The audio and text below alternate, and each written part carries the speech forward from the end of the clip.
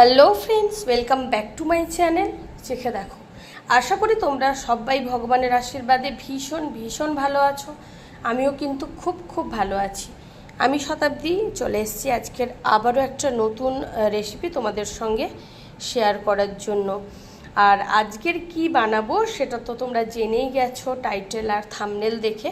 তাহলে বলে দিই ঝটপট দেরি না করে, আজকের আমি তোমাদের সঙ্গে বাসন্তী পোলাও রেসিপিটা শেয়ার করব। আজকের বানাবো বাসন্তী পোলাও। তো একেবারে ঝরঝরে একটা বাসন্তী পোলাও রেসিপি তোমাদের সঙ্গে শেয়ার করে নেব। তো বাসন্তী পোলাও বানানোর জন্য আমি এখানে গোবিন্দভোগ চাল নিয়েছি। গোবিন্দভোগ চালটাকে সবার প্রথমে ধুয়ে নিতে হবে। তো আমি চালের মধ্যে অল্প অল্প জল দিয়ে 3-4 বার হালকা হাতে ধুয়ে নেব।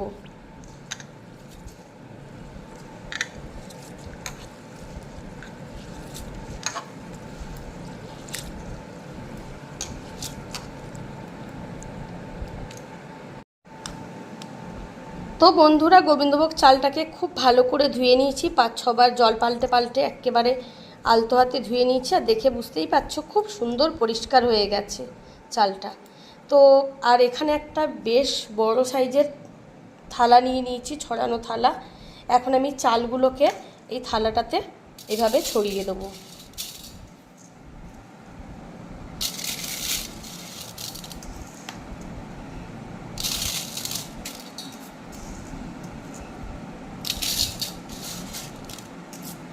তোমরা চাইলে খবরের কাগজ বা কাপড় পেতেও চালটাকে অবশ্যই শুকনো করে নিতে পারো।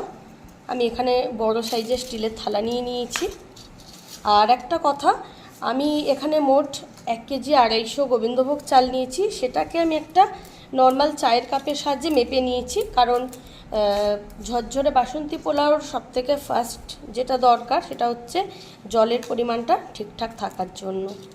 তো সেক্ষেত্রে কাপের একটা মাপ থাকে, মাপ কাপের সাহায্যে, কোনো জিনিসের সাহায্যে যেটাতে মাপ নেবে সেই মাপটা একটু খেয়াল রাখতে হবে, কারণ জলটা দেওয়ার সময় যাতে প্রবলেম না হয়। যতটা চাল নেবে, যেইটাতে মেপে নেবে তার ডবল কিন্তু জল দিতে হবে। তো চালগুলোকে এখন বেশ কিছুক্ষণ শুকনো করে নেব। আর যতক্ষণে গোবিন্দভোগ চালটা শুকনো হচ্ছে তার মাঝখানে যা যা লাগবে আমি সেগুলোও রেডি করে নিচ্ছি। তো বন্ধুরা, এখন কিন্তু বেশ কিছুক্ষণ হয়ে গেছে। আর গোবিন্দভোগ চালের থেকে সমস্ত জল একেবারে শুকিয়ে গিয়ে দেখতেই পাচ্ছ একেবারে ঝরঝরে হয়ে গেছে। সমস্ত জলটা কিন্তু একদম শুকিয়ে গেছে। আর আমি এখন কি কি নিয়েছি সেটা একবার তোমাদেরকে দেখিয়ে দিচ্ছি। এখানে নিয়েছি আদা আর কাঁচা লঙ্কার মিহি পেস্ট, লাগছে লবণ, এখানে কাজু কিশমিশটা আমি ভিজিয়ে রেখেছি, এখানে নিয়েছি গোটা গরম মশলা আর তেজপাতা, এগুলো ফোড়নের জন্য, লাগছে চিনি, হলুদের গুঁড়ো আর ঘি তো লাগছেই, ঘি ছাড়া তো হবেই না। আর আমি এখানে নিয়েছি গরম মশলা পাউডার। আমি এখানে শাহি পাউডারটা নিয়েছি। শাহি গরম মশলাটা যা একটা ওর একটা স্মেলটা খুব সুন্দর হয়। তো এখন এর মধ্যে থেকে বেশ কিছু মশলা আমি চালের মধ্যে দিয়ে দেবো একে একে। তো সবার প্রথমে দিয়ে দিচ্ছি হলুদের গুঁড়ো,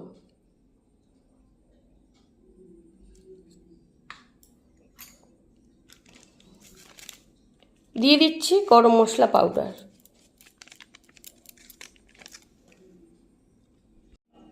দিয়ে দিচ্ছি আদা আর কাঁচা লঙ্কার মিহি পেস্ট,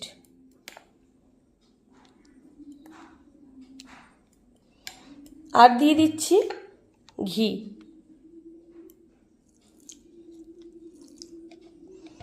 এখন খুব ভালো করে চালটাকে সমস্ত মশলার সঙ্গে খুব ভালো করে মাখিয়ে নেব।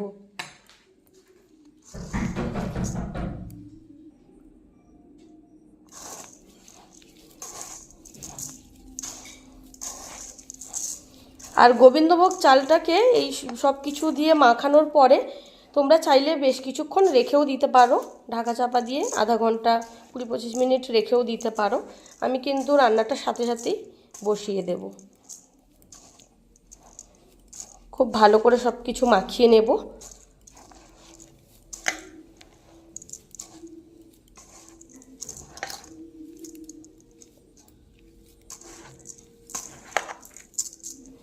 আর লবণটা কিন্তু আমি এর মধ্যে এখন দেব না, লবণ চিনি এগুলো কখন দেব সেটা তো তোমরা দেখলে বুঝতেই পারবে পরে। তো যাই হোক, চালটা কিন্তু খুব ভালো করে মাখানো হয়ে গেছে। তো আর দেরি করব না বন্ধুরা, এখন সোজা চলে যাব রান্নাতে। তো আছে কিন্তু আমি একটা কড়াই বসিয়ে দিয়েছি, নর্মাল রান্নার কড়াই। আর কড়াইতে দিয়ে দেব বেশ কিছুটা পরিমাণ ঘি। চালের পরিমাণ বুঝেই কিন্তু তোমাদের ঘিটা দিতে হবে। ঘিটাকে প্রথমে হালকা করে গরম করে নেব, খুব বেশি যাতে জ্বলে না যায় সেটা খেয়াল রাখতে হবে। আর আমি এখানে নর্মাল কড়াইতে নিচ্ছি ঠিকই, কারণ যেহেতু চালের কোয়ান্টিটিটা বেশ অনেকটাই, তো পরে আমাকে এটা ডেচকিতে ট্রান্সফার করে নিতে হবে। তো প্রথমে আমি চালটাকে এর মধ্যে কিছুক্ষণ নাড়াচাড়া করে হালকা করে ভেজে নেব। তো ঘিটা হালকা গরম হয়ে গেলে আমি প্রথমে গোটা গরম মশলা তেজপাতাটা ফোড়ন দিয়ে দেব। তো ঘিটা কিন্তু বন্ধুরা হালকা গরম হয়ে গেছে, এখন দিয়ে দিচ্ছি গোটা গরম মশলা আর তেজপাতা ফোড়ন।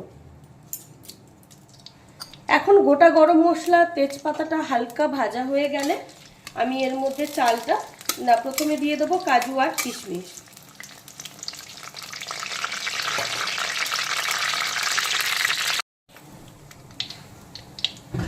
তো গোটা গরম মশলা তেজপাতাটা কিন্তু হালকা ভাজা হয়ে গেছে, এখন আমি দিয়ে দেব ভিজিয়ে রাখা কাজু আর কিশমিশ, আমি একসঙ্গে দিয়ে দিই। এখন কাজু আর কিশমিশটাকে আমি 1-1.5 মিনিট সময় নিয়ে হালকা আঁচে ভেজে নেব।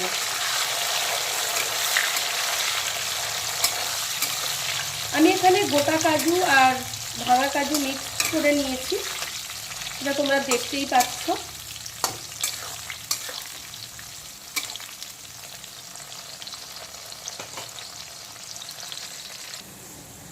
তো 1-1.5 মিনিট সময় নিয়ে কাজু আর কিশমিশগুলোকে হালকা আঁচে ভেজে নিয়েছি, দেখতেই পাচ্ছ বন্ধুরা খুব সুন্দরভাবে ভাজা হয়ে গেছে।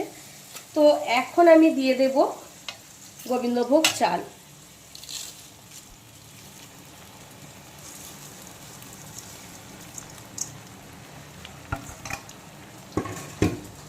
এখন বেশ কিছুক্ষণ লো আছে চালটাকে ভেজে নেব কিছুক্ষণ।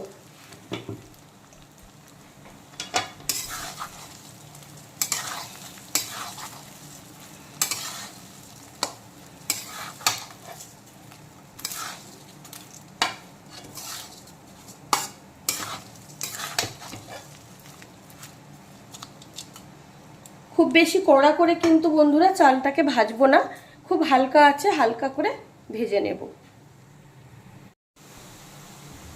তো এখন কিন্তু প্রায় 4-5 মিনিট সময় নিয়ে লো আছে আমি চালটাকে ভেজে নিয়েছি হালকা করে। আর এখন কিন্তু বন্ধুরা আমি এটা ডেচকিতে দিয়ে দেব, কারণ তোমরা দেখেও বুঝতে পারছো চালের পরিমাণটা কিন্তু অনেকটাই। আমি প্রথমেই বলেছিলাম 1 কেজি 250 চালের আমি বানাচ্ছি পোলাও, বাসন্তী পোলাও। তো সে কারণে এই কড়াইটাতে তো হওয়া সম্ভব নয়, তাই একটা আমাকে ডেচকি নিতে হবে বড়। আর সেটা আমি এখন এই চালটাকে আমি এখন ডেচকির মধ্যে ঢেলে নেব।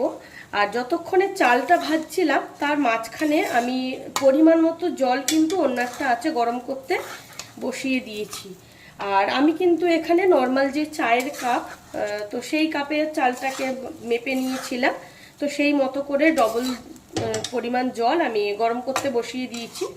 আর মাপটা যেটাতে খুশি নাও তার কিন্তু ডবল জলটা নিতে হবে। আর এখানে কিন্তু কোনো রকম কোনো ঠান্ডা জল দেওয়া চলবে না, গরম জলই দিতে হবে।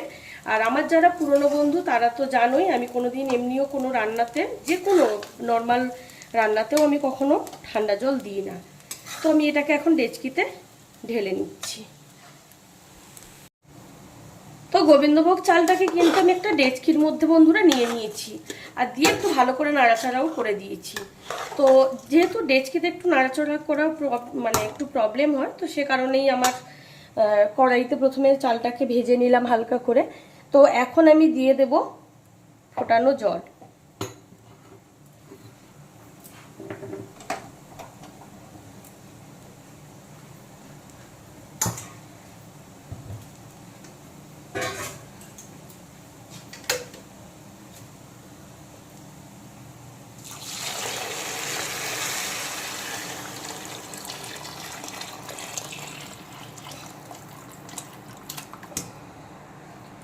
পরিমাণ মতো জল কিন্তু আমি দিয়ে দিলাম, যতটা চাল নিয়েছি তার ডবল জল দিয়ে দিলাম।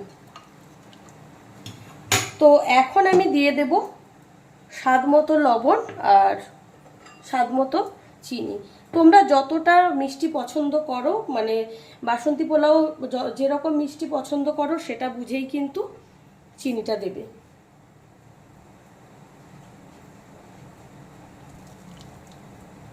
দিয়ে দিলাম পরিমাণ মতো লবণ, দিয়ে দিচ্ছি চিনি।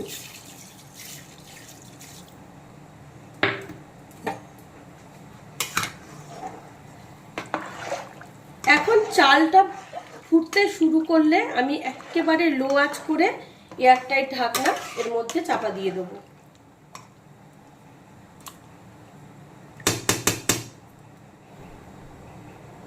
তো বন্ধুরা, এখন তো তোমরা দেখতেই পাচ্ছ এখন কিন্তু এটা ফুটতে শুরু করেছে। তো এখন আমি আঁচটা পুরোপুরি লো করে দেব আর ঢাকা চাপা দিয়ে দিলাম। চেষ্টা করেছি যতটা সম্ভব একদম এয়ারটাইট একটা ঢাকনা নিতে, আর আঁচটা কিন্তু অবশ্যই লো আঁচ করে দিলাম। এখন লো আঁচে প্রথমে 5-6 মিনিট থেকে 5-7 মিনিট রান্না করে নেব, তারপরে 5-7 মিনিট পরে ঢাকনা খুলে চালটাকে একটু নাড়াচাড়া করে দেব। তো এখন কিন্তু প্রায় 5-7 মিনিট হয়ে গেছে। আমি গরম জল দেওয়ার পরে ঢাকনাটা ভালো করে এয়ারটাইট করে দিয়ে দিয়েছিলাম ঢাকা চাপা। তো এখন খুলে একটু নাড়াচাড়া করে দেবো চালটাকে।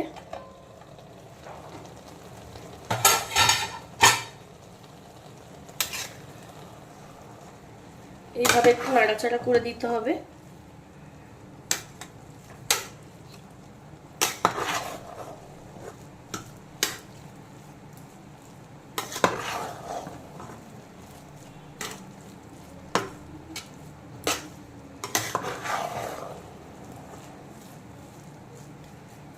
তবে চালটা কিন্তু সেদ্ধ হতে এখন একটু বাকি, তাই আবারও ঢাকা চাপা দিয়ে বাকি রান্নাটা আমি করে নিচ্ছি।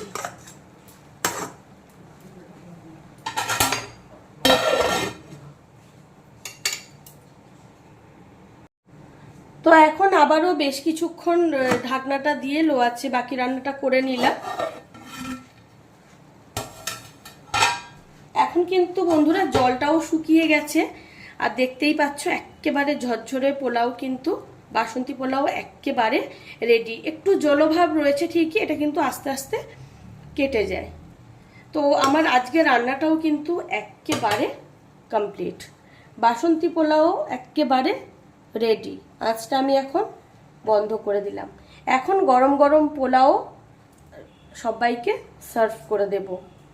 আর এইভাবে বাসন্তী পোলাও বানালে যে কোনো কিছুর সঙ্গে কিন্তু অনায়াসে খাওয়া যায়, সেটা চিকেন, মাটন, ডিম, পনির যা কিছুর সঙ্গে কিন্তু জাস্ট জমে যায়। তাহলে বন্ধুরা, তোমাদের সঙ্গে আজকের পোলাওর একটা রেসিপি শেয়ার করে নিলাম। আর তোমরাও এইভাবে বাসন্তী পোলাওটা বাড়িতে ট্রাই করো, খেতে জাস্ট অনবদ্য হয়। আর আমার আজকের রেসিপি তোমাদের কেমন লাগলো সেটা কিন্তু কমেন্ট করে জানাতে একেবারেই ভুলো না। আমার আজকের রেসিপি যদি তোমাদের ভালো লেগে থাকে তাহলে অবশ্যই লাইক, কমেন্ট, শেয়ার করো।